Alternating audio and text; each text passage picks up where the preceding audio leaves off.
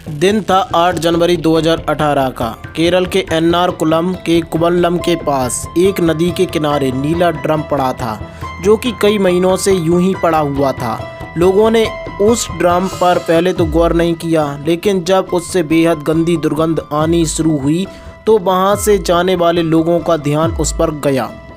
एक दिन कुछ मछुआरों ने सोचा कि क्यों ना इस ड्रम को खोलकर देखा जाए कि आखिर इसमें ऐसा क्या है जिससे इतनी तीव्र दुर्गंध आती है। लेकिन जैसे ही वे उस ड्रम के पास पहुंचे तो दुर्गंध और ज़्यादा आने लगी थी। तो उन्हें शक हो गया था कि कुछ ना कुछ तो बहुत ज़्यादा ही गड़बड़ है। तो उन्होंने पुलिस को सूचना दी। मौके पर पहुंची पुलिस ने तुरंत ड्रम को काटना शुरू कर दिया। जैसे ही ड्रम को काटा गया तो देखा कि उसमें कंक्रीट और ईंटें भरी हुई थीं। पुलिस ने फिर लोहे की रॉड से उसे तोड़ा तो देखा कि उसमें इंसानी कंकाल पड़ा था।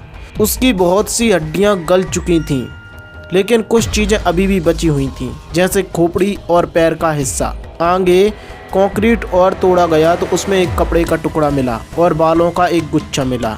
एक अंडरगारमेंट्स, चांदी की चेन और इंडियन करेंसी के नोट मिले।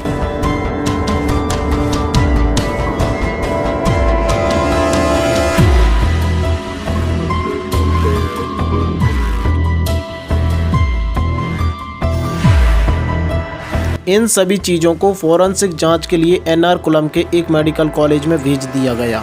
अब डॉक्टर्स के सामने काफ़ी चुनौती थी कि उन्हें सबसे पहले ये पता लगाना था कि कंकाल किसी मर्द का है या औरत का, मरने वाले की उम्र क्या थी और उसकी मौत का कारण क्या था।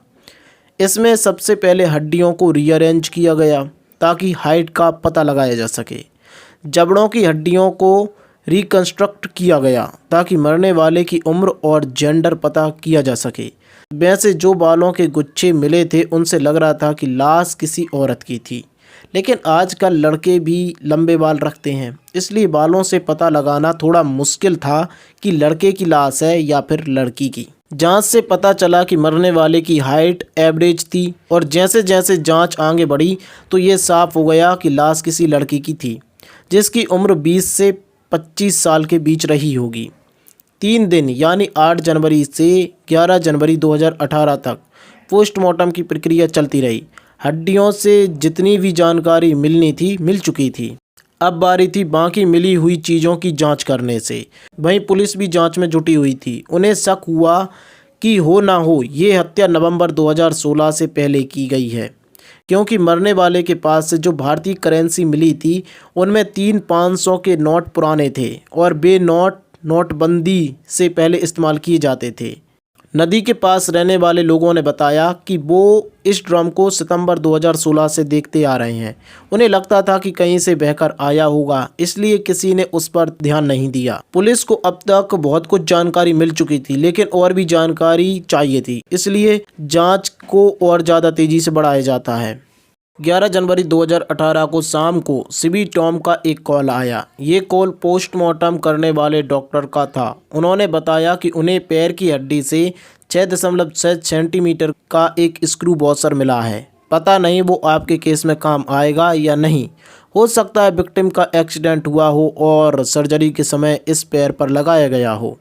इस पर कुछ लिखा भी हुआ है। हमारे पास इतने एडवांस माइक्रोस्कोप नहीं है कि इस पर जो लिखा है उसे पढ़ा जा सके। अगर आप कुछ इंतजाम कर सको तो इसका पता लगाया जा सकता है। सिबी टॉम ने फिर जुगाड़ करके हाई रेजोल्यूशन के कैमरे का इंतजाम कर लिया। फिर उसकी मदद से पता लगाया गया कि स्क्रू वॉशर पर पिटकर लिखा है।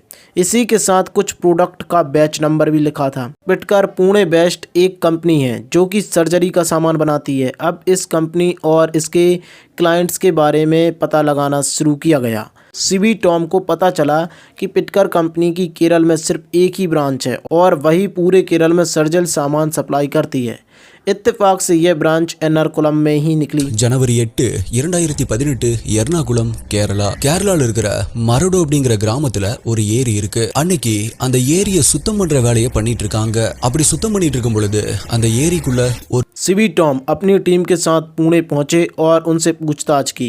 मैनेजर ने बताया कि हम सालों से सर्जिकल सामान की डील कर रहे हैं। अगर आपके पास कोई और जानकारी हो तो बताएं, क्योंकि ऐसे पता लगाना कि हमने ये सामान कब और किसे बेचा था मुश्किल है। तब सीबी टॉम ने बताया कि ये कत्ल सितंबर 2016 से पहले हुआ है। उन्होंने 2016 की सारी जानकारी मांगी। फिर ब्रांच ने डाटा खंगाला। पता चला कि कुल 161 स्क्रू वॉशर की डिलीवरी उनके यहाँ से हुई थी, जिनमें से 155 महाराष्ट्र और गुजरात में डिलीवरी हुए थे। बाकी 6 एर्नाकुलम के आसपास इलाकों में डिलीवरी हुए थे। इसके बाद पुलिस की अलग अलग टीमें इन 6 पेशेंट के घर पहुंची, जिनमें से 5 पेशेंट तो आसानी से मिल गए, लेकिन उन्हें एक पेशेंट मिल नहीं रहा था।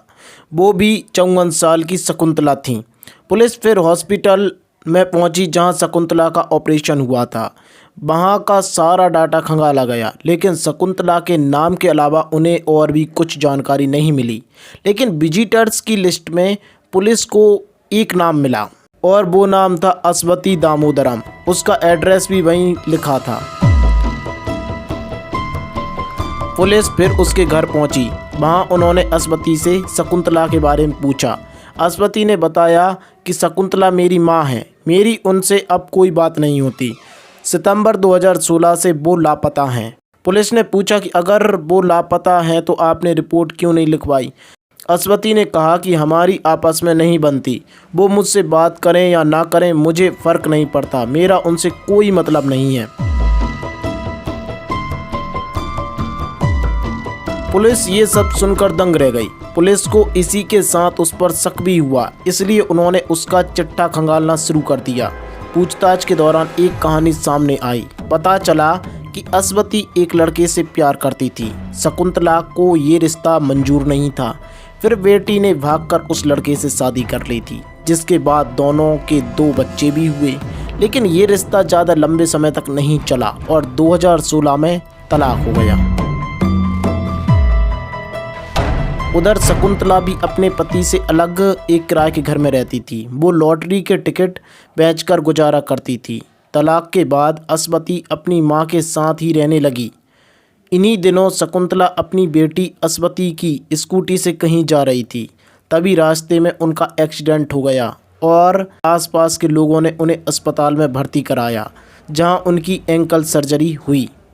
वहीं दूसरी तरफ अस्वती का सजीत नामक एक युवक से अफेयर शुरू हो गया और उसने उस लड़के से शादी कर ली। अब सजीत भी उनके साथ उन्हीं के घर में रहने लगा था। कुछ दिन के बाद शकुंतला को चिकन पॉक्स हो गया, जिस कारण थोड़े दिन के लिए अस्वती बच्चों को लेकर पास के लॉज में रहने चली गई, ताकि चिकन पॉक्स उसे और उसके बच्चों को ना हो जाए। लेकिन सजीत अभी भी वहीं रह रहा था। कुछ दिन बाद अस्वती वापस घर लौटकर आई तो उसने सजीत से पूछा कि माँ कहाँ है। सजीत ने बताया कि शकुंतला अपनी दोस्तों के पास दिल्ली चली गई। इसके बाद का मुझे नहीं पता कि क्या हुआ है। पुलिस ने फिर अस्वती से पूछा कि तुम्हारा पति सजीत कहाँ है। अस्वती ने बताया कि जिस दिन उसे माँ के बारे में पता चला कि वे दिल्ली चली गईं, उसी के अगले दिन हार्ट अटैक से सजीत की मौत हो गई थी। पुलिस को ये बात काफ़ी अटपटी लगी, इसलिए उन्होंने ये बात उस अस्पताल से भी कन्फर्म की जहां सजीत को इलाज के लिए ले जाया गया था। डॉक्टरों ने बताया कि हाँ, सच में सजीत की मौत हार्ट अटैक से हुई थी। अब फिर से पुलिस के लिए ये केस और भी ज़्यादा पेचीदा हो गया। आस पड़ोस के लोगों से पूछताछ की शुरू की तो पता चला कि सजीत पहले से ही शादीशुदा था। उसकी एक पत्नी भी है, जबकि अस्वती के साथ वह सिर्फ लिव इन रिलेशन में रहता था। पुलिस ने भी जैसे तैसे सजीत की पहली पत्नी सरिगा का पता लगाया तो उन्हें नई कहानी का पता चला। सरिगा ने बताया कि उसकी और सजीत की शादी को 8 साल हो गए थे, फिर भी उन्हें कोई बच्चा नहीं हुआ, इसलिए उसका अफेयर अस्वती से शुरू हो गया। इस बात का पता जब सरिगा को लगा तो सजीत ने उसे यह कहकर मना किया कि अस्वती की देखरेख के लिए कोई नहीं है और ऐसे में हमें उसे सहारा देना चाहिए, इससे उन्हें भी बच्चों का सुख मिल जाएगा। सरिगा भी इस बात के लिए मान गई और उसने अस्वती के साथ सजीत के अफेयर को मंजूरी दे दी। लेकिन जब इस बात का पता शकुंतला को लगा तो वह काफ़ी गुस्से में आ गई। उसने कहा कि वह इस बारे में अपनी बेटी को बता देगी। सरिगा ने बताया कि मैं और मेरे पति शकुंतला को समझाने के लिए उनके घर भी गए। उस समय अस्मिता एक लॉज में रह रही थीं, लेकिन शकुंतला हमारी बात नहीं मानी। उसने कहा कि मैं तुम्हें अपनी बेटी और नाती नातिन से दूर करके ही रहूँगी। सरिगा ने बताया कि उसके बाद वह घर आ गईं। मुझे फिर आगे कुछ नहीं पता, क्योंकि अगले दिन तो हार्ट अटैक से मेरे ही पति की मौत हो गई। फिर पुलिस ने सजीद के दोस्तों से पूछताछ की। एक दोस्त ने बताया कि सजीद ने उससे एक नीले रंग का ड्रम मंगवाया था पानी की स्टोरेज के लिए। वहीं 3 दोस्तों ने बताया कि उन्होंने सजीद को किसी नीले ड्रम में कुछ डालते हुए देखा था।